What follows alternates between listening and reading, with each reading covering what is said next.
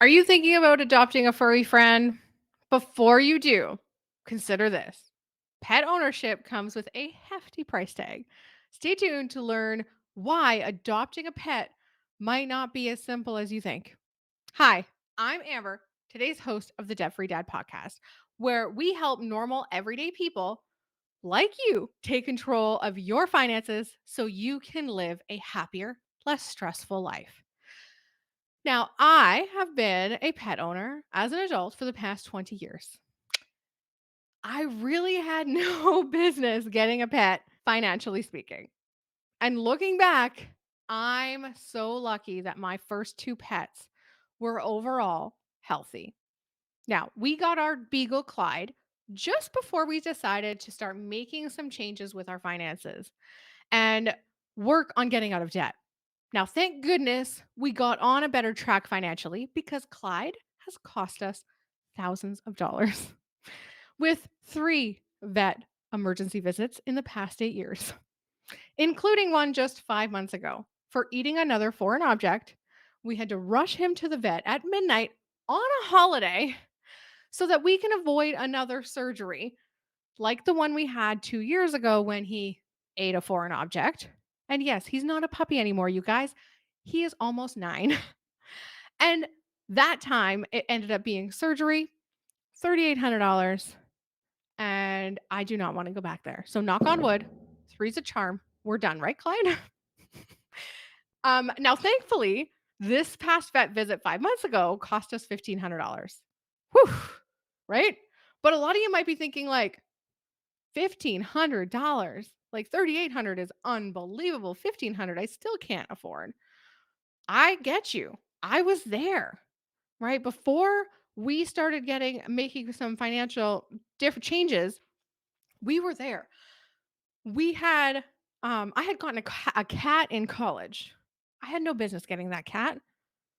Uh Thankfully, she was overall healthy, and if something happened, like an emergency like that I had with Clyde back then, I would have been calling mom and dad or somebody else like, I need help. I can't cover this emergency." I would have been panicking, right? So, let's just take a peek at the financial implications of pet ownership. So, according to the Bureau of Labor, the price of urban veterinarian services rose by 7.9% from February 2023 to February 2024, more than 2.5 times higher than the average of all consumer items. Compared to 2 years ago, urban vet care is up 11%. And over the last decade, it has soared by nearly 60%. No wonder pet owners are feeling the pinch. A survey by USA Today Blueprint this year shows that 91% of pet owners have endured some level of financial stress because of pet care costs. Last summer, a Forbes advisor poll revealed that 63% of dog and cat owners said inflation had made it harder to pay an unexpected vet expense. And 42% said they would go into debt if the bill was $999 or less. Now, just recently having to pay a $1,500 vet bill, knowing that I had the emergency fund and, I was more worried about my dog than the money that it was going to cost me. I know years back I would have been calling people and stressed about the money, probably more like obviously about my dog too, but like they would have clashed and I wouldn't have been able to just care for my dog. So you can get pet insurance, right? And I myself have opted out of pet insurance, but if you're planning on getting a pet, pet insurance is definitely something you may want to look into. The average cost of pet insurance for a dog is about $660 a year. And then for a cat, it's on average about $560 a year.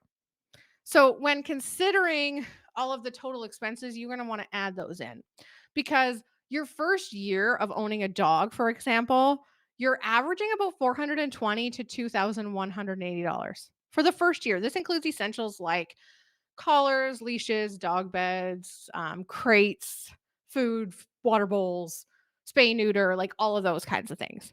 Now, subsequent years can average between $773 to $1,848 per year, covering expenses like food, vaccines, flea prevention, licensing, treats, toys, grooming, those kinds of things. So I'm an animal lover, like through and through. All right. And I know the love and the joy that my dogs have brought me and my family. So I get wanting a pet. I totally get it. And it's wonderful to have a pet. You know, I wouldn't change it for the world. But just let me tell you that the expenses of owning my two dogs has been much easier to handle now that our finances are in a good place. Like we are living debt free outside of our mortgage. So those averages, based on those averages, my dogs combined, their 24 years combined, cost me well over $33,000 over those 24 combined years. So I've had Bonnie for 15, Clyde's turning 9. That's a lot of money, right? In just those short time. So it's essential to recognize the long-term financial commitment of pet ownership and to budget accordingly. And this may make your decision a little different when you're looking at, the long-term finances, like do I get a dog? Do I get a cat? Maybe I get a reptile. There's so many different options for a pet. So whether you're adopting a dog, a cat, understand those financial responsibilities. It's crucial to provide them with the care that they deserve. I have seen too often, and I've seen this, you see on social media, and I'm sure you've seen it too, where people are doing GoFundMe's. My dog needs XYZ. My pet is at the vet, and I can't get my pet out because I can't afford to pay the bill. And then, like all these things, right? It happens all too often. So make sure that you're ready and you're prepared because that pet deserves that. Now, I'm definitely not saying don't get a pet. And I know you're probably thinking, like, Amber, dang, you just made this sound awful. Pet ownership's amazing. I love my pets. But before you rush into adopting a pet, take the time to assess your financial situation and consider the long term costs involved.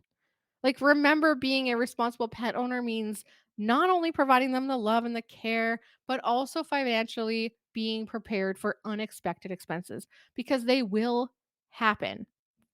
So now you may be thinking, oh, shoot, Amber, I really can't afford a pet right now, but I would really love to get one. Start thinking about taking control of your finances, right? You want to check out our Life Without Payments workshop. It's absolutely free by visiting debtfreedad.com and start getting your finances in control. So, as always, thank you for tuning in to the Debt Free Dad podcast. Be sure to subscribe for more financial tips and advice to help you live a debt free life.